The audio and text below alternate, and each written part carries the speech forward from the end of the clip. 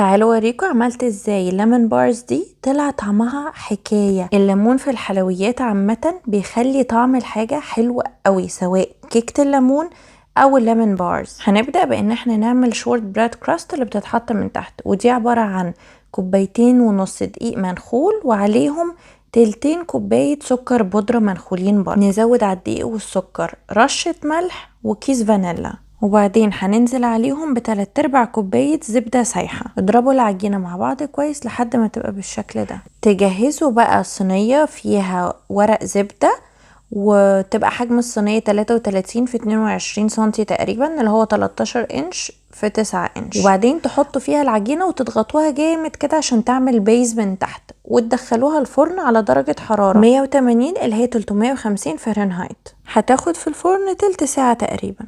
هتعرفوا من الكراست بقت جاهزة لما هتلاقوا طرفها كده بقى لونه ذهبي. هنبدأ بقى نعمل الفيلنج اللي هيتحط عليها.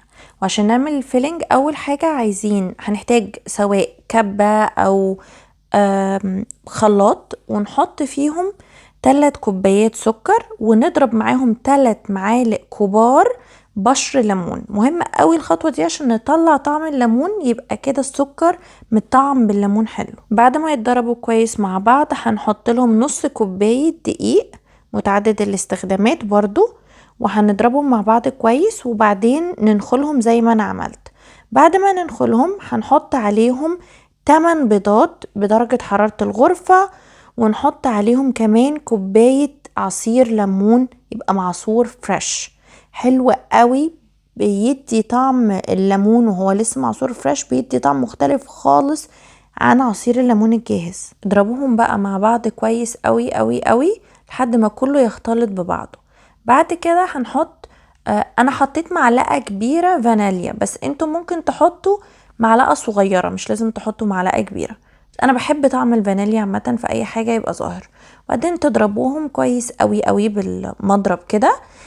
زي ما انتوا شايفين انا كنت لسه مطلعة الكراست الشورت بريد كراست، هي حروفها بس اللي ذهبي، لكن هي نفسها مش ذهبي، مش غامقة يعني.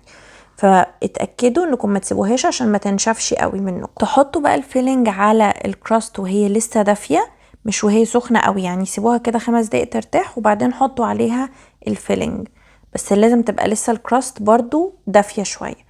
وتدخلوها الفرن درجة حرارة برضو 350 زي ما كانت في الأول.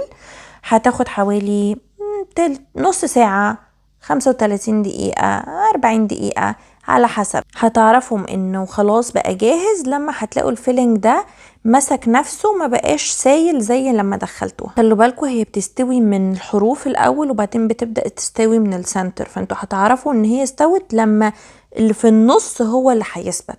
تطلعوها بقى من الفرن وتسيبوها لحد ما تبرد خالص لمدة ساعة تقريبا في الصينية زي ما هي، وبعدين تدخلوها التلاجة 2-3 ساعات هتسقع، وبعدين تطلع من التلاجة تتقطع بالشكل اللي انتوا شايفينه، وترشوا عليها رشة سكر بودرة قبل التقديم. وما تنسوش تعملوا لايك للفيديو لو عجبكم، وتكتبوا لي تحت في الكومنتس، وشير الفيديو مع حد يبقى بيحب الحلويات اللي بالليمون. وما تنسوش تعملوا سبسكرايب في الشانل وتدوسوا على الجرس عشان تشوفوا الفيديوز الجديدة اول باول.